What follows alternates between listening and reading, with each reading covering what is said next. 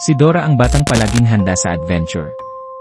Pero may mga tanong tayong hindi sinagot ng palabas. Bakit laging siya lang ang bata? Bakit wala siyang kaklase o kaibigan? At bakit parang hindi siya tumatanda?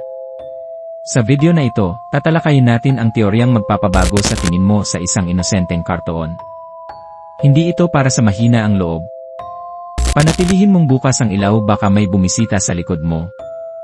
Ayon sa isang urban legend sa Latin America, may batang babae raw na nawala sa isang gubat noong 1999. Huli siyang nakita na may dalang backpack at drawing ng isang mapa. Nahanap ang backpack. Pero ang bata, wala. Makalipas ang ilang buwan, lumabas ang unang episode ng Dora the Explorer. Coincidence ba ito? O isang pagsubok na muling buhayin siya sa ibang paraan? Napansin mo ba? Wala siyang nakakasalamuhang ibang bata. Ang mga kausap niya, hayop, bagay, at minsan tayo. Sabi ng ilang teori, ang mundo ni Dora ay purgatorio. Paulit-ulit ang kanyang adventures dahil di siya makaalis sa cycle ng kanyang pagkawala.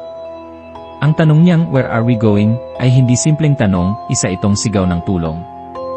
Bakit may buhay ang mapa? At bakit parang alam nito lagi kung saan pupunta?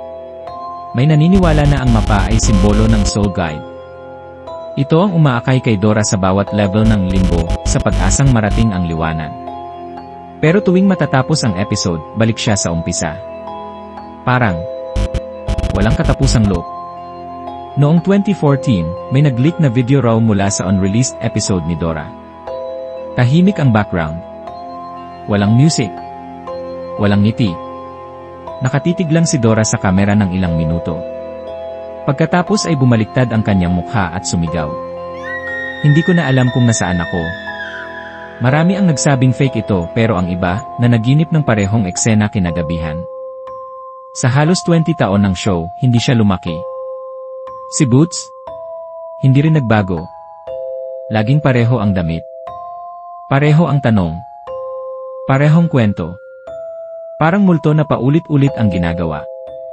Isa itong time loop prison ayon sa mga theorists. Isang batang nawawala na hindi makauwi. Ngayon, ikaw na ang humusga. Si Dora ba ay isang inosenteng karakter lang? O bahagi ng mas malalim na misteryo? Kung nagustuhan mo ang teoryang ito, mag-like ka na, mag-comment kung anong theory ang gusto mong gawin namin next, at huwag kalimutang mag-subscribe para sa mas madilim pang kwento.